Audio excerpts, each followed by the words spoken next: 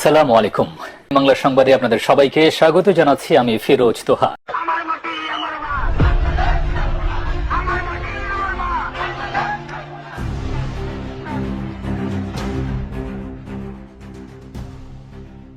বাংলাদেশে সনাতনী জাগরণ জোটের মুখপাত্র ও ইসকনের সাবেক পুরোহিত চিন্ময় কৃষ্ণ দাসের গ্রেপ্তার নিয়ে উত্তেজনা চরমে। তার গ্রেপ্তার নিয়ে পরপর 2 দিন বিবৃতি দেয় বিজেপি ও কংগ্রেস। এমনকি এই নিয়ে আলোচনা হয় ভারতের লোকসভায়ও।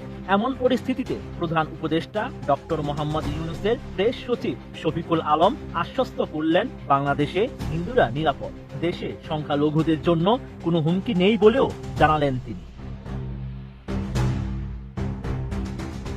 29 নভেম্বর ভারতের সংবাদ মাধ্যম CNN নিউজ 18কে দেওয়া এক সাক্ষাৎকারে এসব কথা বলেন শফিকুল আলম। এ সময় ইসকনকে নিষিদ্ধের বিষয়ে প্রধান উপদেষ্টার প্রেস সচিব জানান, ইসকনকে নিষিদ্ধ করার কোনো পরিকল্পনা বাংলাদেশ সরকারের নেই।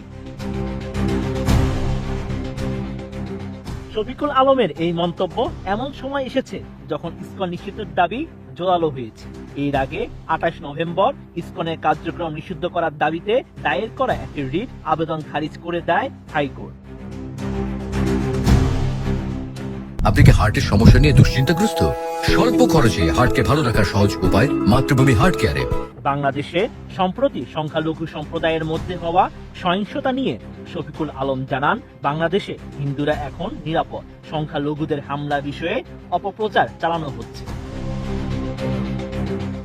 এই সপ্তাহের শুরুতে ঘটে যাওয়া অশান্তির প্রসঙ্গ উল্লেখ করে শফিকুল আলম জানান, চিন্ময় দাস যাতে ন্যায্য বিচার পান তা নিশ্চিত করবে সরকার। বাংলাদেশ পরিস্থিতি নিয়ে ভারতের সাম্প্রতিক বিবৃতি সম্পর্কে মন্তব্য করতে গিয়ে শফিকুল আলম বলেন, এ নিয়ে ভারত সরকারের কোনো বিবৃতি দেওয়া উচিত হয়নি, তবে এটি ভারতের অভ্যন্তরীণ বিষয়। ঢাকা কখনো নয়াদিল্লির অভ্যন্তরীণ বিষয়ে মন্তব্য করেনি। এর আগে 26 নভেম্বর বাংলাদেশের পরিস্থিতি নিয়ে বিবৃতি দেয় ভারত।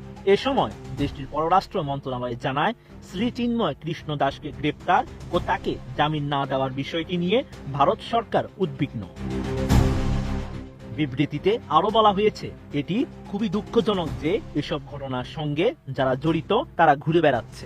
যখন একজন ধর্মীয় নেতা যিনি শান্তিপূর্ণ সমাবেশের মাধ্যমে বৈধ দাবি পেশ করছেন, তখন তার বিরুদ্ধে ব্যবস্থা নেওয়া কতটুকু যৌক্তিক হয়েছে। এছাড়া চিন্ময় দাসের গ্রেপ্তারের বিরুদ্ধে যেসব সংখ্যালঘু প্রতিবাদ জানিয়েছেন, তাদের বিরুদ্ধে হামলা হয়েছে বলেও নয়াদিল্লি অভিযোগ করেছে। আমাদের মধ্যে ফাটল তৈরি করার চেষ্টা করা হচ্ছে।